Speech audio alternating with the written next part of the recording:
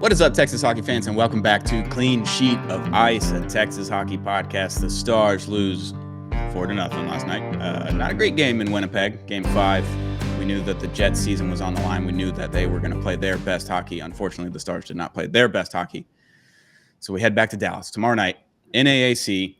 We're going to have a banger. We're going to have a good time. The crowd is going to be rowdy. We're going to get a win. We're going to move on to the Western Conference Finals. I'm manifesting it right now, right here on Clean Sheet of Ice, the Texas Hockey Podcast, brought to you by Zing Zang, America's #1 Bloody Mary mix. We love Zing Zang over at Apollo Media. Had a blast with it last night on the stream. If you missed that, I'd go check that out. Astros Rangers stream was hilarious. Zing Zang was flying all over the place. It was a good time. America's #1 Bloody Mary mix. Zing Zang, Zang responsibly. And shout out to Prize Picks. Use code Apollo when you sign up. Get up to $100 matched on your first deposit. Prize Picks is the daily fantasy app, our daily fantasy app of choice. Use code Apollo when you sign up for Prize Picks and get up to $100 matched on your first deposit. I'm your host, Stone Straitman, joined always by Dom Garcia. How are we doing this? We'll call it a fine. It's a fine Friday morning. We still got an elimination game coming up. Yeah, went to bed a little bit late. Watched two of the best goalies on planet Earth play each other, and it showed. I mean, there's a lot of talent on the ice, but when you got two goalies that good, sometimes in a 7-game series, you're going to get games that look like that. Winnipeg played like their season depended on it, and I don't even think Dallas played crazy bad. It's just, when you come out with no juice, it's hard to pick up juice during a game. And luckily, though, at the end of that game, there was some juice. We'll get into it later. But I think that juice towards the end is going to fuel series clinching Game 6 at home in Dallas. Yeah, I got called a slur last night on Twitter by a Winnipeg fan. Things were flying off the shelves last night. It was incredible. The penalties. I'm not going to blame the penalties for why the Stars lost the game. However, Game 5 of round 2 in the Western Conference, like the penalties that they were calling last night, a lot of ticky-tacky, a lot of just questionable calls, but you can't blame the refs on how the Stars played as a whole. They didn't perform on the power play. They were 0 for 4, I believe, and the Jets ended up going 2 for 5. They got a few more. They got one more penalty. There was some scraps later in the game, and it just, I don't know what it was. It just seemed like the Jets played their brand of hockey, and it worked for the first time this series. Yeah, it just kind of first, it was impossible to get a shot in that early, and really the whole game, but it felt like if this was a baseball game and the Dallas Stars could not get anybody in scoring position, like they were hitting singles, they were getting walks, but just not getting any openings. And that's, I'm going to give credit to Winnipeg on that. Like the neutral zone was owned by them, and it doesn't help when Dallas is making really bad passes, bad stick handling and things like that nature. But we said it before we started recording, like I didn't see any huge mistakes by Dallas. I just saw some minor setbacks that would make it hard to get your confidence in your win underneath you. But you got to give credit to Winnipeg. When they saw their opportunities, they took them. Yeah, and I thought Jake Ottinger was stellar last night, honestly. He was, I don't know, they had 35 shots. He stopped 3 of them, so 32 of 35. Like, chances are if the Stars have 30-plus shots on goal, that game's tied and it's going to overtime, and looking at a different story. But the Stars just didn't have the chances that they had in the previous shutout in Game 2. Same score, 4-0. And I thought they had 3 super high danger chances with wide open nets, and Hellebuck made crazy saves in that game. There was blocked shots. There was all kinds of things in Game 2. But last night, it just seemed like Winnipeg was going to win that game within the first 10 minutes. Even though they went to the break 0-0, Winnipeg just played so much better. I think the Stars had 12 shots with 45 minutes into the game or so. Like there was 14 minutes left in the game maybe, and it's just like they only had 12 shots, and they just weren't creating the chances that they were creating earlier in the season. Obviously, Mikko Rantanen was still very good. He just wasn't able to get that open ice. Their blue line was incredible last night. They didn't allow hardly anything. But our blue line, I don't think they really allowed anything either. I don't think it was a little bit easier for them. They were pushing a lot harder than the Stars were. They played on their toes. The Stars kind of played on their heels. think in the first period a little bit, and then after that it was all heels after that. So I'm not going to blame Otter. I'm not going to blame really anyone on the Stars. It's just like the Jets played their best game of the playoffs so far, and the Stars probably played their second worst. Like that Colorado game where they lost 4-0 was their worst game. Like they had nothing at all. It just looked like they had no juice. They had no speed. They had nothing. And I think last night you saw a little bit of juice. You saw a little bit of speed. And like Wyatt Johnson had that one where he's coming in kind of 2-on-1 and Hellebuck poked the puck away with like a couple feet in front of him. Like if Wyatt Johnson just doesn't deke one extra time, he gets a shot on goal. There's possible rebound. It's possible that he scores right there, and all of a sudden it's a different game. Tyler Seguin hit the post. Yeah. Matt Shane hit the post. Like you had a handful of chances and a couple of shots where you beat them, and you had the opportunity to either tie the game or get within one, and it just didn't happen. You beat them a couple of times. It just didn't go in the net, and I'm not going to just sit here and sulk. I'm not going to sit here and be like, man, we should have won that game, because we didn't. We didn't deserve to win that game. Winnipeg did, and they showed that. And it's another shutout. It's the third shutout of the playoffs. They only got shut out once in the regular season by Winnipeg, April 10th. It took them like 79 games to get shut out. It's a weird series, to say the least, because I don't think either team has played their best hockey necessarily. I think the Stars have played their best hockey in the third period in game 3. Is that the one where they won 5-2? I think that was some of their best hockey they've played in this playoffs, but it was for one period. It wasn't for a whole game. So I'd expect their best hockey coming into game 6 at home at American Airlines Center tomorrow night. Yeah, and going into the third period, it still felt like Dallas had a chance at this game. It was on us. It was on us. It had nothing to do with Winnipeg. We had to come out there and start the fire, and that fire, offensively speaking, just really wasn't started. The juice was there. There were some really good hits, but and if there's really big positives, like I thought Miro Heiskanen played really good considering this is what his second game back. Like, you have some unlucky things happen. Essa, I don't know what happens on that penalty early in the game. You can't go 5-on-3 in the playoffs and expect to kill that. Like you just can't. They've done it once, but against Colorado, they had that like minute and 45 with 5-on-3, and they killed that one off. But this one is just you stand too hot stand too close to the stove, you might get burnt, and that's what happened. I mean, there was no crazy mistakes that Winnipeg capitalized on. They just kind of got ahead early and played defense all night. It kind of felt like it was game 2, maybe game 1, when we were up by a goal in the third period, and we just kind of played volleyball with the puck, just played volleyball and just held on for that third period. That's what Winnipeg did, and that's what great teams do. They are best team in the regular season this season for a reason, and it was they took their opportunity, and I can tip my cap to them. Yeah, I mean, they were 1 for 16 on the power play heading into this game during this series, and their power play hasn't been bad. I think there's only been a couple of maybe 3 power plays where it's just the Stars dominated the kill, and it was just a clinic on their side. And then the rest of the time, I think they've been buzzing. Like, they've been getting really good shots. They've been circling the puck around. Like, they've had a lot of offensive zone time in the power play. It was about time that it broke through for them, and it was about time that the Stars kind of got shut down on the power play.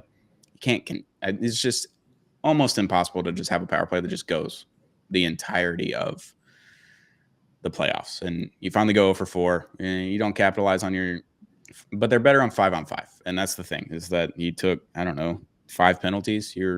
And you had a 5-on-3.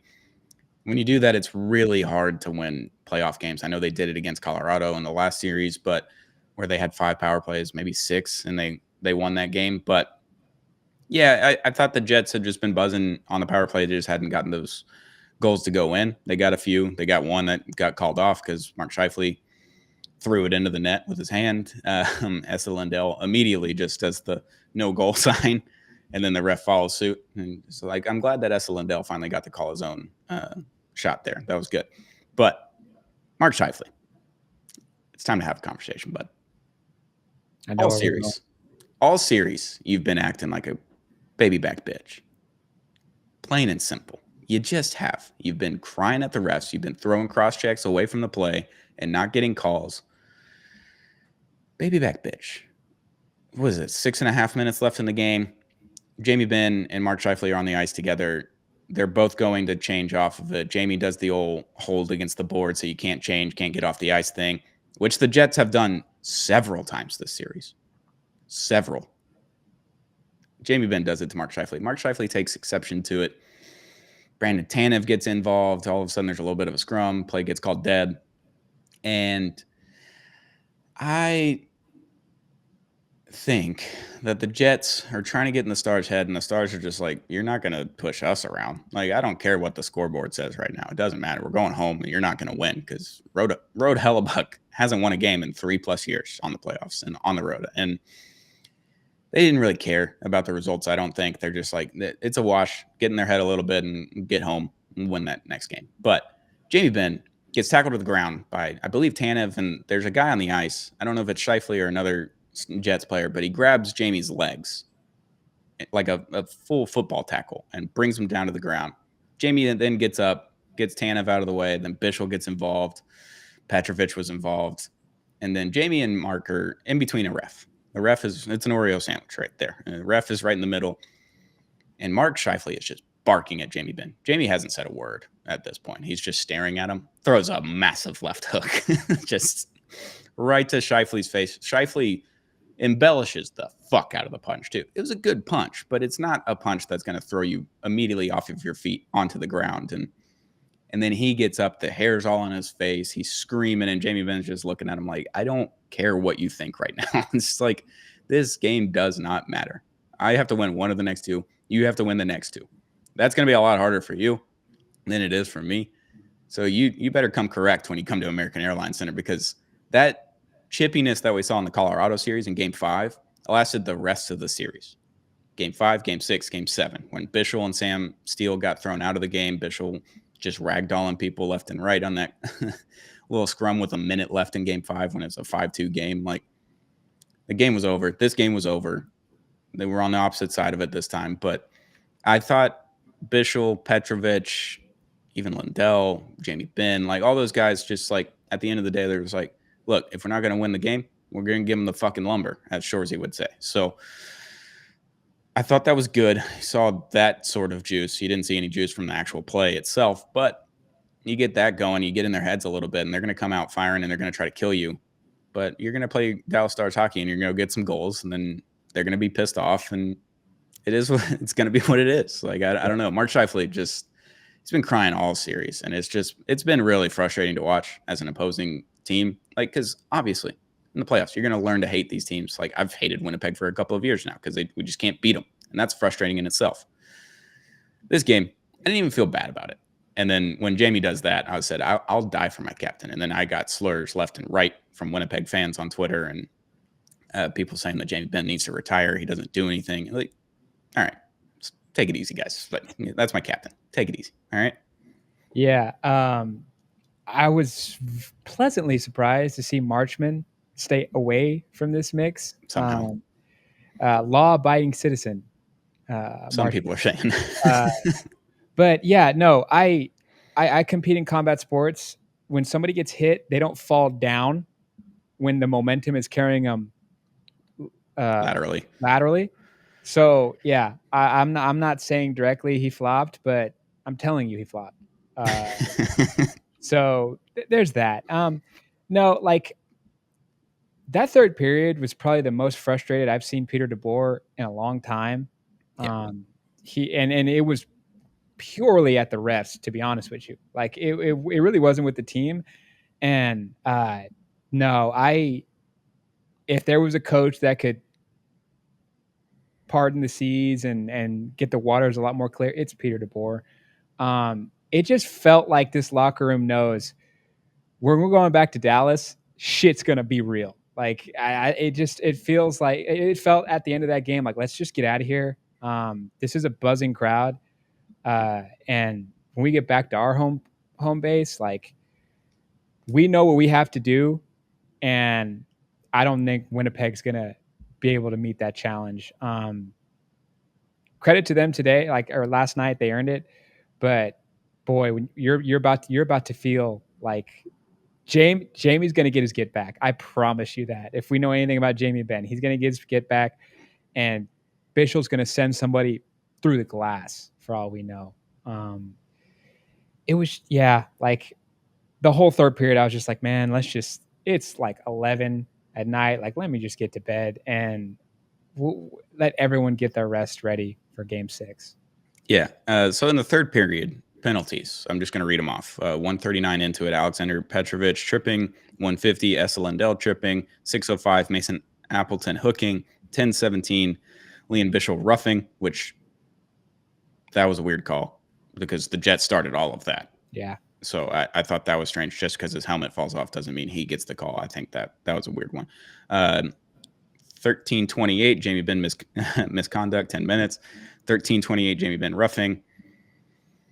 1328, Brandon Tanev misconduct and roughing. 1328, Mark Scheifele roughing. 20, Hayden Fleury cross-checking.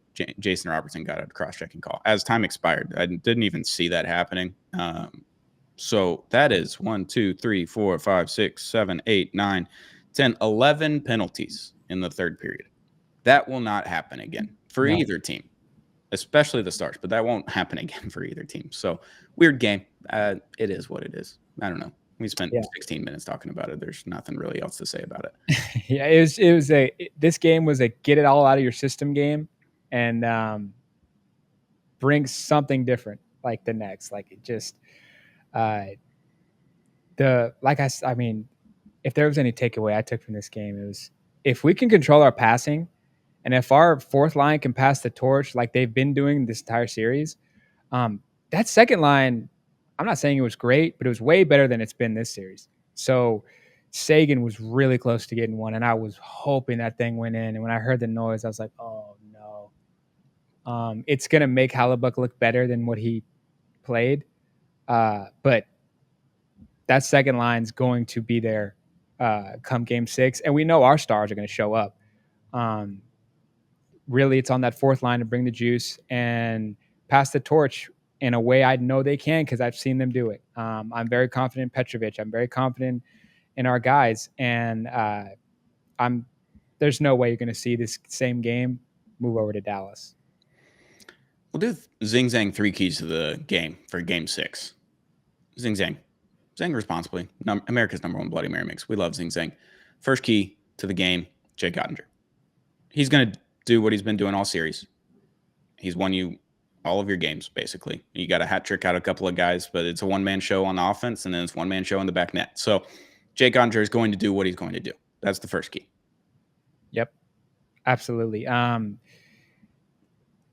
It's surprised that Kyle Connor's so good. Like it's the toughest challenge to keep him at bay, and Jake Ottinger's really done that. Does he have 1 goal? Yeah, like and really no high danger chances. Like he's had those 2 breakaways where Miro Heiskanen got back on him both times, I believe. And you're like, that's a goal. That he's 1-on-1 with the goaltender. Like Kyle Connor's going to score that, and Miro Heiskanen's just done enough, and Jake Ottinger got the save both times.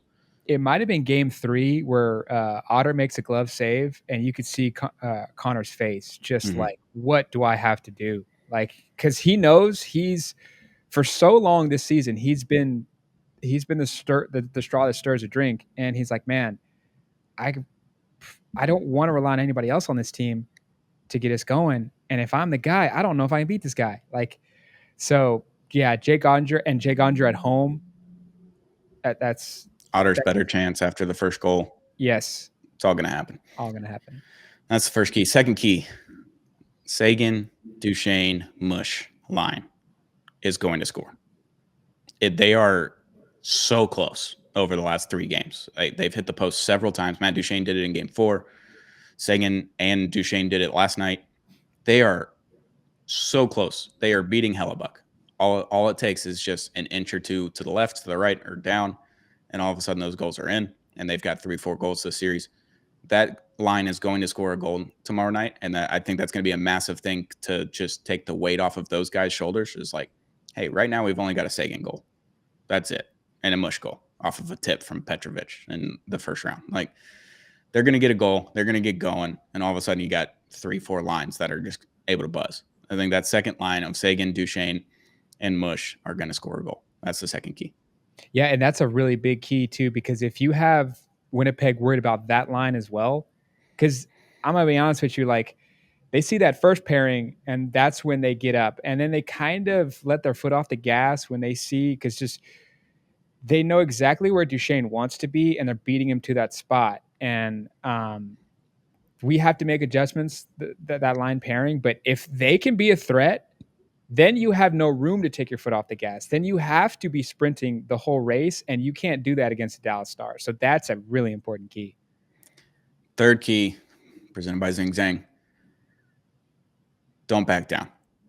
Do not back down. They are going to come out just as physical as they did in game 5, but maybe even more physical because they know they have to take the juice out of the building. They know they have to do all of these things against the Stars in American Airlines Center. Don't back down from hits. Make sure you're finishing checks when you need to. Don't take away from the play. Don't take away from the defensive zone, but finish those checks. Liam Bichel, Alexander Petrovich, Jamie Benn, Mason Marchment, Tyler Shagan, even Sam Steele. Granny's been throwing hits. Mikko Rantanen's been throwing hits. Rupe Hint's been throwing hits.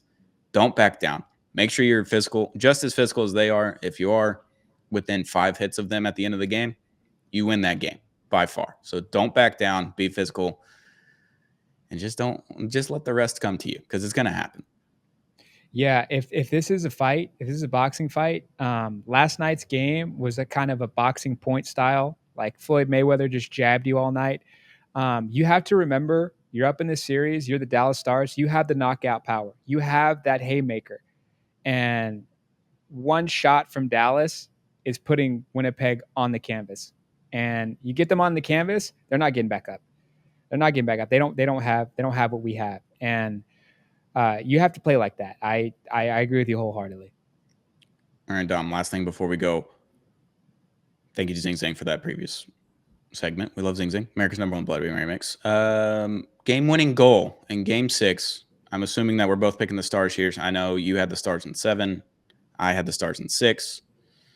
Who gets the game-winning goal in this game for either team if you're picking the Jets? But who gets the game-winning goal? Because I've got my answer. I am not even going to think about a Winnipeg game-winning goal because I know I just don't have a feeling it's going to happen. But tomorrow night, Wyatt Johnston is going to set the Winnipeg Jets home. He's Mr. Game 7. I get that. Game-winning goals in 2 of his 3 Game 7s. He's scored in the third one as well. He's got 3 Game 7 goals. This is Game 6. You have an opportunity to send someone home. I know Matt Duchesne did it last year. This playoff run doesn't seem like it was last year. And that's what I was thinking. With Wyatt Johnston, he's going to win. He's going to get the game-winning goal. It's going to be 2-1 or 3-2, whatever it is. Johnny's going to get it, and it's going to be awesome. It's going to be tremendous. I can't wait for American Airlines Pop when Wyatt Johnston scores the game-winning goal. But last year, he had Vegas, incredibly physical team coming off of a Stanley Cup championship. They don't match up well with Vegas. They ended up sneaking it out of that one with 7 games. This series against Colorado in round 1, you're missing Miro Heiskanen, you're missing Jason Robertson, your best forward, arguably, and your best defenseman by far. You're missing both of those guys, and you don't sneak out the Game 7 win. Like, you earn that shit in the third period. Like, Mikko Rantanen put the team on his back for about 10 minutes, and then Wyatt Johnston gets the game-winning goal, get an empty netter, Hattie from Mikko. You sucked the souls out of their bodies. Like, it is what it is. You killed them. You took their souls, and you ran away with it. But it wasn't a physical series by any means. I think they got out hit, but it wasn't as toll. It didn't take as much of a toll on them, I don't think, as they did last year in Vegas than last year in Colorado. That took a lot out of them. Like, they had to give everything they had at Colorado. It's a different team. You don't have no Mikko Rantanen. Mikko Rantanen's on the other side. Like, you had a different team. All right, Stars and Colorado last year in round 2. This Winnipeg Jets team, while they're physical, while they're fast, I feel like they haven't taken a toll on the Stars. Like, I just feel like they're still kind of just playing their game. And, you have 2 shutouts, 4-0, but every time they've been shut out 4-0 in the playoffs, they come back and win 5-2. So it's lining up pretty much exactly as it did last year. And even the year before, he went 6 games against Minnesota, 7 games against the Kraken, and then 6 games against Vegas. It's kind of lining up. I was really hoping that we got a Game 5 win and we're on to the conference finals against Edmonton Oilers, but they haven't won a Game 5 at away since 1991, and they were the North Stars. Like, they were in Minnesota still in franchise history. Like, they haven't won a Game 5 on the road. They don't do that, and it is what it is. Game 6 at home. I just feel like they haven't killed us, where I thought Vegas killed us last year on the boards and all the hits and the way that they play hockey and just grind you to death. Winnipeg hasn't really done that for me, I don't think. Like, there's been some games where it's just like, it is what it is. Winnipeg played their best game. We played a subpar game and they win 4-0. It is what it is. But Game 6, if you can win in 6, then all of a sudden that's lining up again from last year. And then you get Edmonton. You get a little rematch in the Western Conference Finals. If they make it, they obviously got to win one more game.